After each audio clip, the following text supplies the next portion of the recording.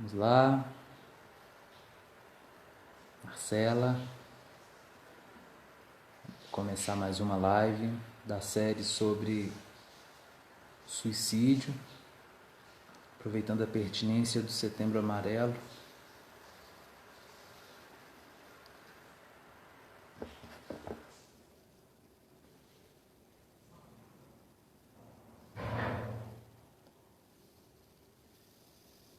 Léo, bem-vindo, Léo. Flavícia.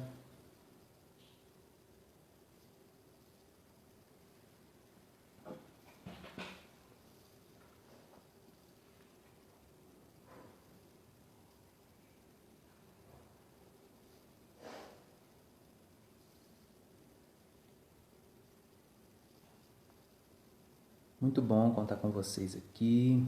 Marcela, querida amiga. Léo, de quem eu sou fã. Flavinha, minha aluna querida. Pedro chegou. Vou puxar ele aqui para dentro.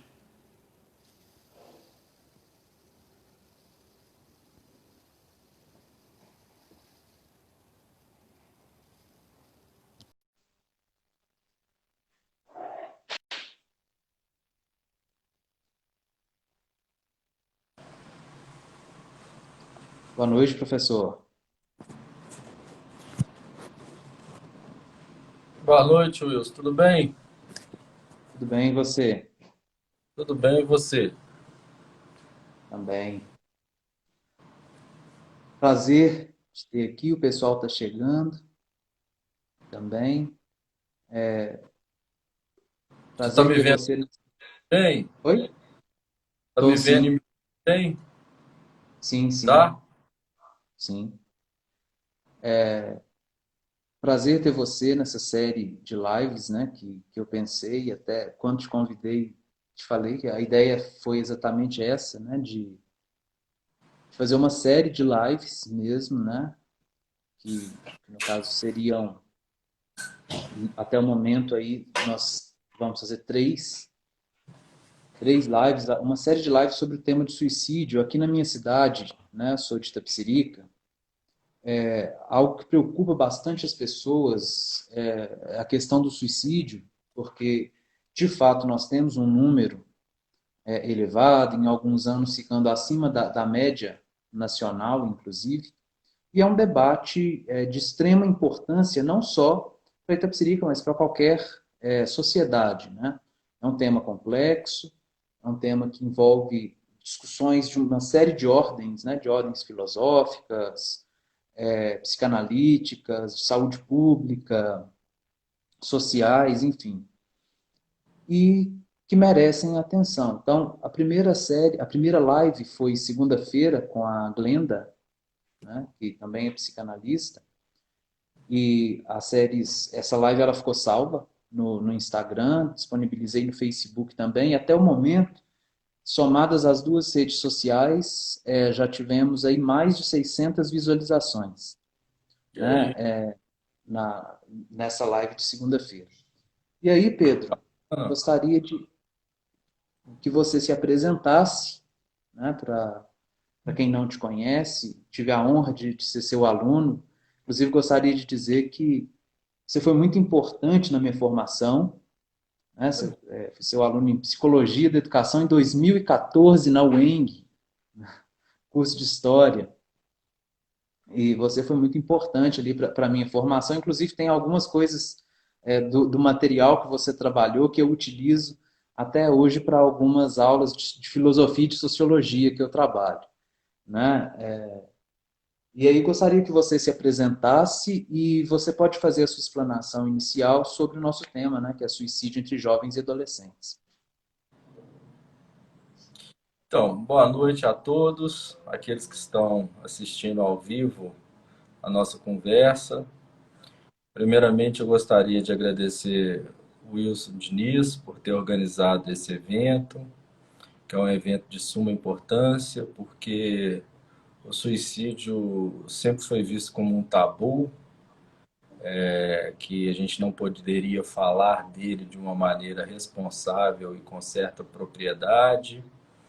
E agora, esse mês de setembro, né, que é o Setembro Amarelo, ele é um momento para a gente refletir, debater, discutir as questões que concernem a esse do suicídio, levando, levando em consideração os aspectos psicológicos, psicanalíticos, antropológicos, sociais, políticos, que concernem essa tão complicada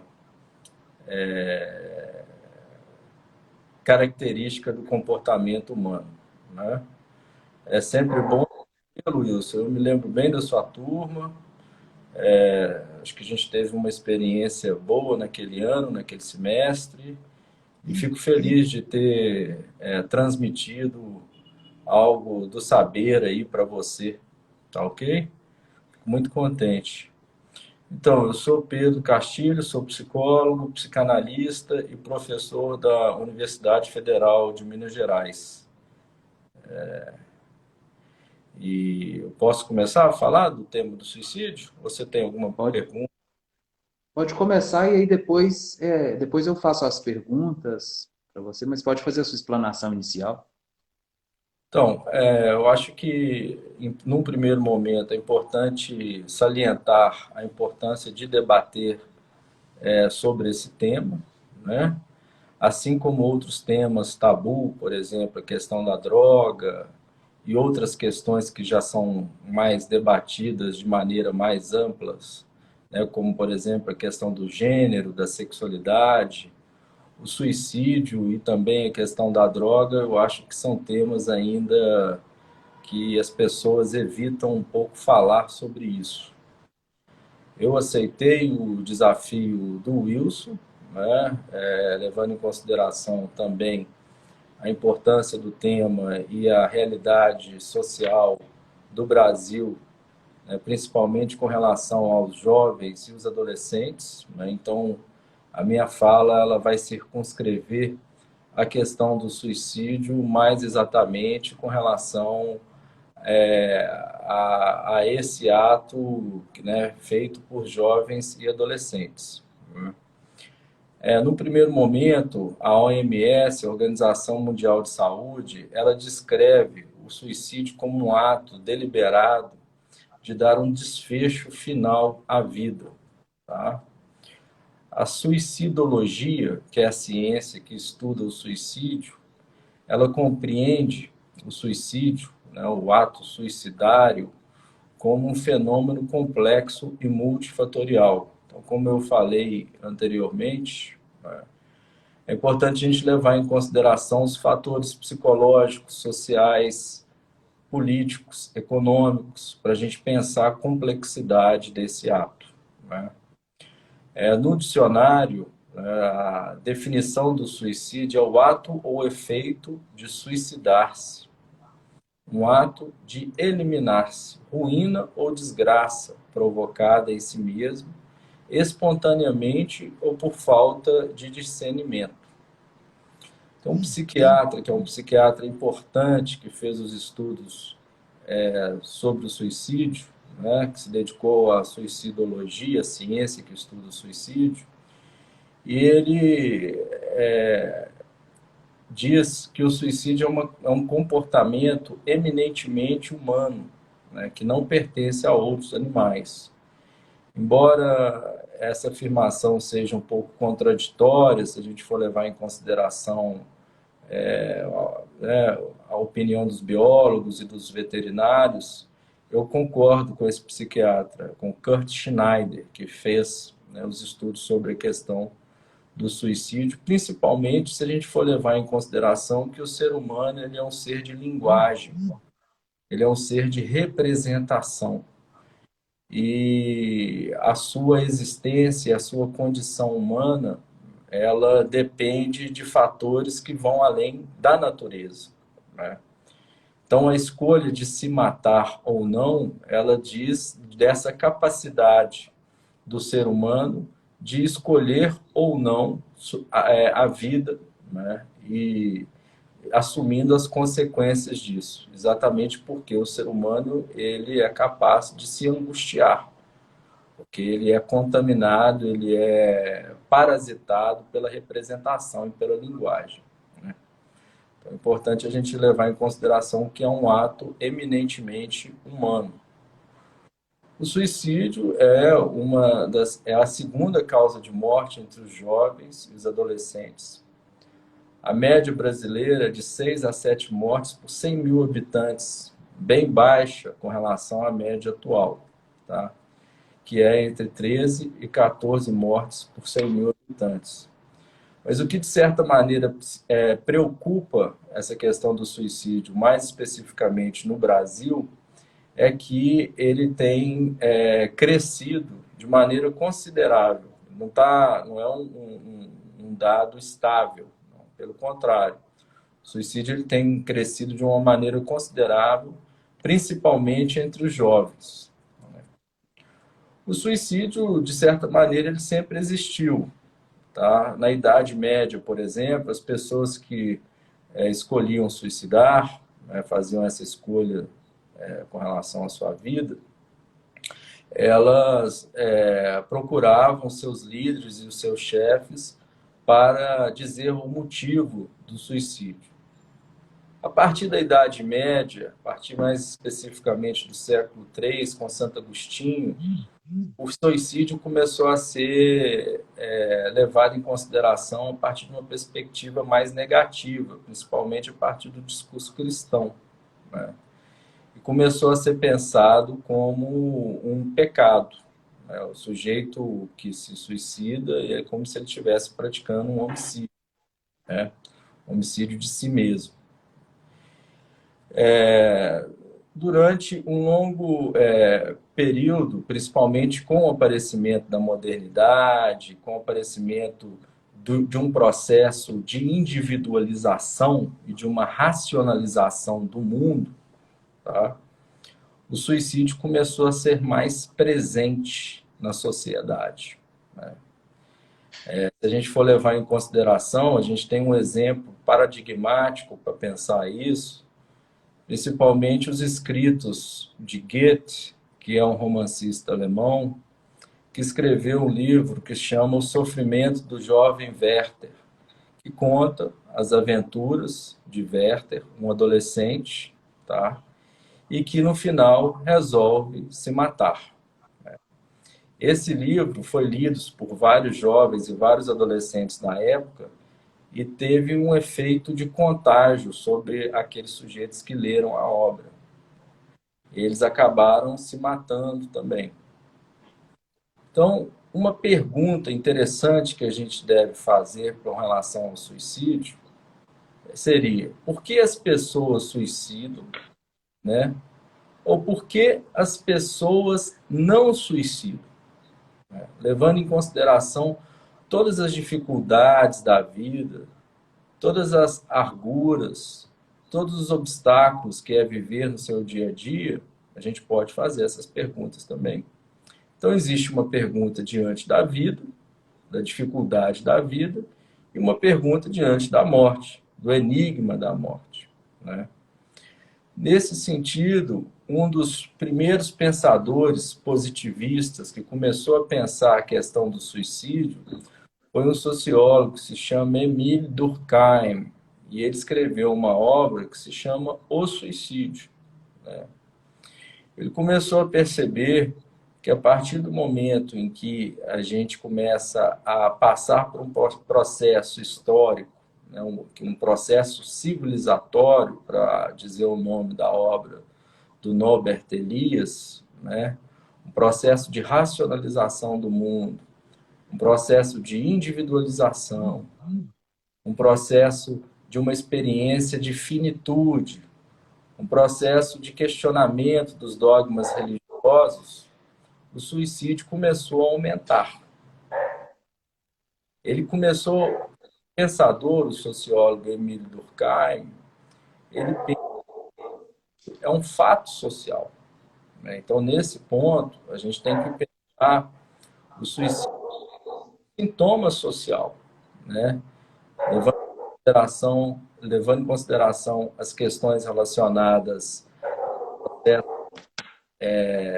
de laço social, de organização social, de como que esse sujeito ele estabelece as suas redes de afeto, as redes coletivas, a gente vai ter uma sociedade com mais sujeitos com tendências suicidas ou com menos tendências suicidas, né? Então, isso é importante a gente levar em consideração que somos nós, né, agentes sociais, atores sociais, que devemos pensar que tipo de sociedade que nós, né, todos nós temos uma certa responsabilidade sobre o ato suicidário, sobre aquele sujeito que se, né, levando em consideração que é um problema. Esse diagnóstico foi feito por Durkheim, e Durkheim, no certo sentido, ele fez uma diferenciação de 3 tipos específicos de suicídio, que seria o suicídio egoísta, aquele suicídio ele não vai ter um motivo aparente para dizer por que se suicidou, tá? Ele vai dar ali questões individuais e que não expor diante dessa fragilidade dele, tá? O suicídio altruísta, que é um suicídio que a gente percebe aí nos sujeitos capazes que se suicidam em torno de um determinado ideal, ou em torno da pátria, ou em torno de uma ideia de se salvar alguém ou salvar uma ideia. E o suicídio anômico. Essa palavra anomia, ela aparece em Durkheim em vários momentos, e com relação a esse suicídio anômico, a gente pode pensar numa certa confusão mental, né, e numa ausência de norma da lei. Daí a ideia de anomia. Então é importante a gente levar em consideração, com o aparecimento então da modernidade, e quanto mais racional, individualista, mais tendência suicida a gente vai perceber nessa sociedade, nessa estrutura social. Ao longo dos anos, a gente vem passando por um outro momento, por aquilo que Zygmunt Bauman, um filósofo polonês, chamou de mundo líquido, né? Esse mundo líquido, né, que vai se distanciar mais da ideia dessa modernidade sólida, né, a gente começa a ter a revolução tecnológica, né, a crise das narrativas universais, uma mudança da ideia de família, de Estado e da própria religiosidade, vão trazer algumas consequências nas bases e nos alicerces que, de certa forma, produzem o processo de identificação e de referência na construção da subjetividade do mundo ocidental, né? Foi a partir daí que um filósofo judeu que se chama Walter Benjamin, né, ele fez um diagnóstico dessa nova estrutura social, que nessa nova organização social, dessa nova forma de sociedade que nós temos, que ele começou a perceber o declínio da dimensão da experiência, que ele vai chamar de Erfahrung, tá? Aquilo que, num certo sentido, se transmitia de uma geração para outra, do pai para o filho, do avô do pai para o filho, os efeitos de transmissão de um determinado saber, de uma determinada prática, de uma determinada ancestralidade, começou a se pulverizar, né? Começou, num certo sentido, a, a não ter um efeito tão perspicaz da forma que a gente encontrava anteriormente, né? O sujeito ele começou, de certa maneira, a perder essa dimensão de experiência. Ele vai falar que nós perdemos o que seria uma experiência autêntica de algo do campo da transmissão de uma geração para outra, para uma experiência que ele vai chamar de inautêntica, né? Principalmente em razão do aparecimento do capitalismo, dos bens de consumo, de uma cultura voltada apenas para o consumo das mercadorias e que não levava em consideração a tradição, a transmissão, determinados saberes que poderiam, de certa maneira, serem assimilados de uma geração para outra, tá?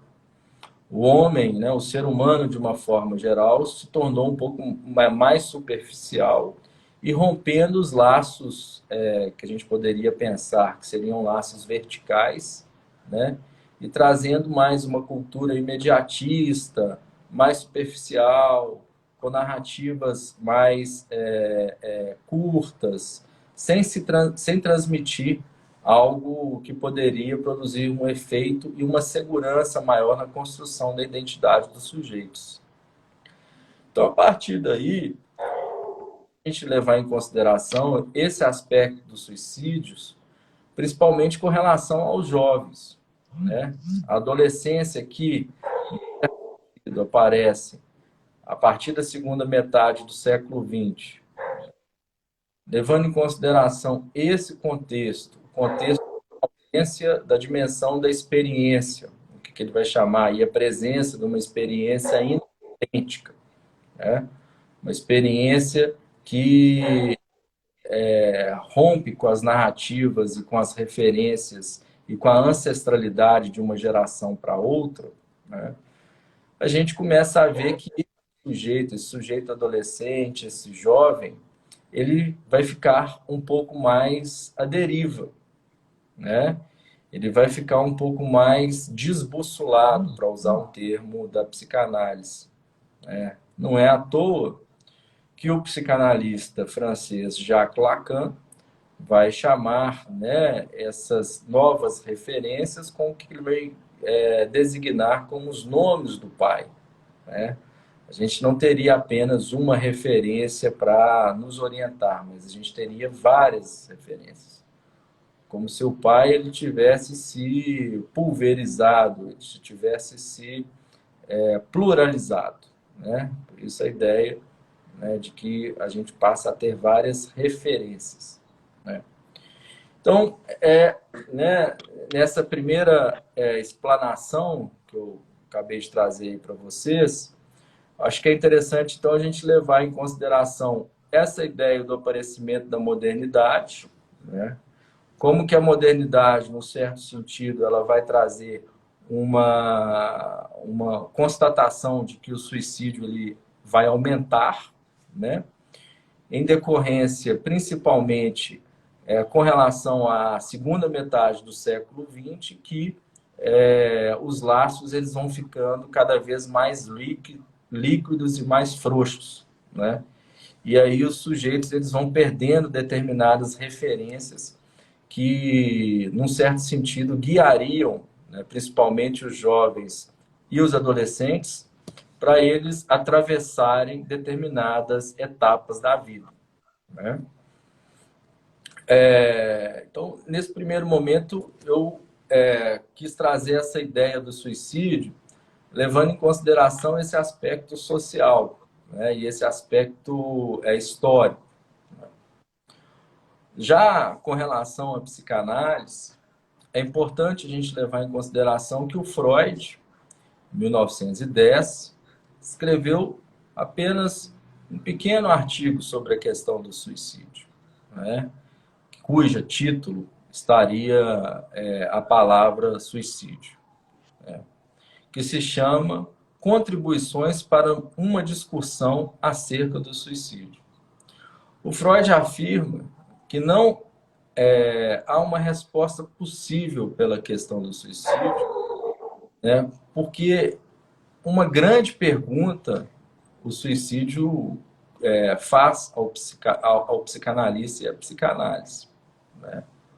Como o eu ele vai renunciar a esta tendência de autopreservação, né? Por que o suicídio ele vai renunciar a essa tendência de autopreservação? Então, já entrando aí nos aspectos psicológicos, né, e da psicanálise, a psicanálise ela vai tratar o ato suicidário a partir dessa ideia de que há uma recusa de uma tendência de autopreservação, uma recusa da pulsão de vida, né?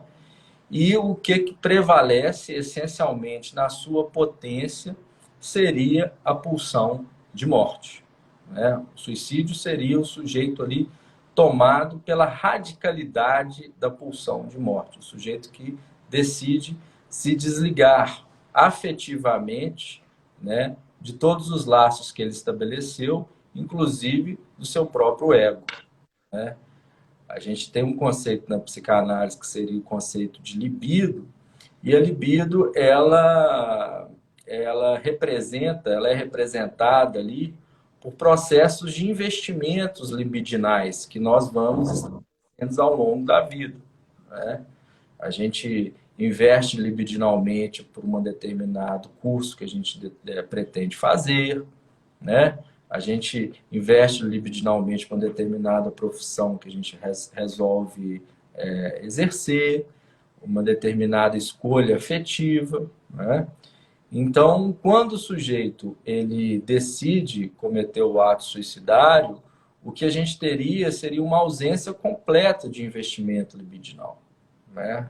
Esse investimento libidinal externo é como se ele desaparecesse, né? Daí a ideia dessa tendência do sujeito de não mais criar essas catexias objetais, esses investimentos de ligação, né? E produzir desligamentos, né, tão radicais que o levariam à morte.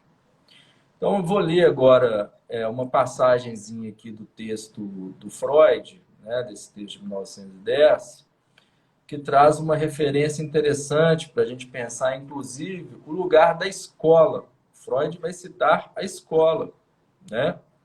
Você como professor, eu também como um profissional que trabalha com adolescentes, né? Ele vai citar o lugar da escola para a gente pensar que a escola ela tem uma certa responsabilidade ali, né? De produzir esses efeitos de ligação, né? Vamos dizer assim, lugar de produzir esses efeitos de pulsão de vida, injetar vida no ambiente escolar, né? Então, acho que merece a leitura dessa passagem aqui do texto freudiano. Então, está aqui no volume 11, tá? Na página 217, na Standard Edition da edição da Imago, ok? Uma escola secundária deve conseguir mais do que não impelir seus alunos ao suicídio, né? Ou seja, ela tem que conseguir, né, tirar os alunos do pensamento suicida. Ela deve lhes dar o desejo de viver e deve lhes oferecer apoio e amparo numa época da vida em que as condições do seu desenvolvimento os impelem a afrouxar seus vínculos com a casa dos pais e com a família. Parece-me indiscutível que as escolas falham nisso e, a muitos respeitos, deixam de cumprir seu dever de proporcionar um substituto para a família e despertarem interesse pela vida no mundo exterior, né? Então, eu acho que é interessante, né, que ele vai trazer essa dimensão da juventude, essa dimensão da adolescência, que é exatamente o momento onde o sujeito ele vai se distanciar ali das identificações paternas e maternas, né, abandonando o corpo infantil e produzindo um certo lugar no mundo, uma certa nomeação, né? E que esse lugar de passagem, né, feito na escola, deve ser, de certa maneira, levado em consideração nos espaços escolares para se injetar a dimensão da vida, né? Porque, como sabemos, a partir das estatísticas, o ato suicida está mais presente entre os jovens e os adolescentes. Então, certamente, eles estão nas escolas, nos colégios e nas universidades.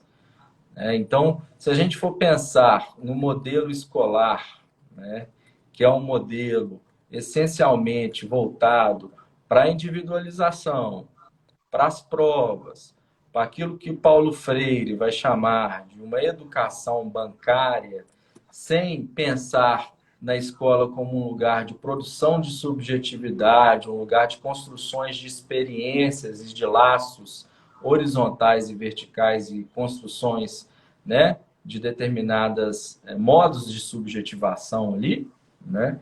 Essa escola está fadada a ter um número maior de sujeitos com tendências suicidas do que uma escola que leva em consideração os aspectos da vida, os aspectos da socialização, né? Daí a ideia da gente pensar também esse processo de desligamento e de ligação, né? A tendência suicida é uma tendência de ir se desligando do mundo. Então, o sujeito ali, só prova, só conteúdo, sentado, numa cadeira individual, apesar de estar ali com todo mundo, não leva em consideração aspectos relacionados à relação, à socialização, à construção de uma determinada subjetividade, um determinado modo de vida, esse espaço vai ter uma tendência ali a ser um caldeirão ali para determinados problemas de comportamento. Não só problemas de suicídio, mas cutting, que é algo muito presente na escola, né? Depressão, agressividade, violência, uso de drogas, né? Ou seja, um lugar onde a pulsão de morte vai reinar. Então, a aposta de um processo pedagógico, vamos dizer assim, sadio, é uma aposta no laço social, né? Então, nesse ponto que é importante a gente levar em consideração esse aspecto da adolescência, né? A adolescência é um momento ali onde o sujeito ele vai se distanciar dos referenciais paternos, dos referenciais maternos, né? Vai abandonar o seu corpo infantil e vai se nomear a partir da sua própria afetividade, da sua própria sexualidade, né? E tentar encontrar nos seus iguais formas de se orientar, né? O sujeito que tem uma certa fragilidade, o sujeito que não consegue passar ali por aquele momento de uma maneira criando apoios, né? Apoios com os colegas, com os professores, com esses espaços de socialização, vai ter uma tendência depressiva, a isolamento, a desligamento, né? Então, nesse ponto é interessante que tem um psicanalista, o Philippe Lacaze, que trabalha muito com adolescentes, psicanalista de Bordeaux, que ele traz essa ideia de que nós, educadores, psicólogos, psicanalistas, a gente deve atuar nesse espaço de uma certa um ponto ali, de uma mancha, de um certo não querer ali do adolescente para tentar trazê-lo para você, né? Tentar convocar ele ali, né? Para ele transformar em palavra essa energia que quer o tempo inteiro se desligar. Daí, né? A gente vai pensar assim em formas de se agir diante do suicídio, ele já vai trazer ali um caminho possível, né? Que seria pegar essa mancha, esse objeto ali que o tempo inteiro ele quer denegar, ele quer abrir mão, ele não quer se colocar e tentar transformar isso em palavra, a partir do corpo, a partir da linguagem, a partir da arte, a partir de referenciais ali, né, que vão além de um discurso apenas conteudista presente na prática pedagógica de uma forma geral. Um outro aspecto importante também é o neoliberalismo, né? As tendências neoliberais, que são as questões políticas, né? São também fatos importantes para a gente pensar. O neoliberalismo é um tipo de política de Estado onde o Estado ele vai cada vez mais se fazer ausente né? A gente vai ver cada vez menos políticas públicas, políticas sociais, políticas ali que levam em consideração problemas sociais e problemas de ordem da comunidade, de grupos sociais, né? Um Estado cada vez mais ausente. A gente está vivendo agora um grande número de pessoas desempregadas, uma falta de perspectiva, né, uma desilusão. Ou seja, esse momento agora, juntamente com a pandemia e o isolamento social, é um outro momento onde a gente tem também uma grande tendência suicida, né, por causa desse discurso neoliberal. Um psicanalista, que é o psicanalista Jacques Lacan, ele vai ter várias frases com relação ao suicídio. Uma delas, a mais conhecida, é a ideia de que o suicídio é o único ato humano bem-sucedido, né? Ou seja, a ideia de que existe o ato, um ato falho, por exemplo, você diz o nome da sua mãe para a sua esposa, por exemplo, né? Mas logo você substitui. O ato bem-sucedido é o ato, na verdade, que o suicídio você realmente vai conseguir dar um fim, né, a algo que está na dimensão da sua própria existência. E ele vai dizer também de uma certa covardia, de um não querer saber do seu inconsciente, né? Então, o fato de você se suicidar é você se acovardar sobre aquilo que te angustia, aquilo que, de certa maneira, te faz sofrer, né? Esse lugar do impossível da dimensão do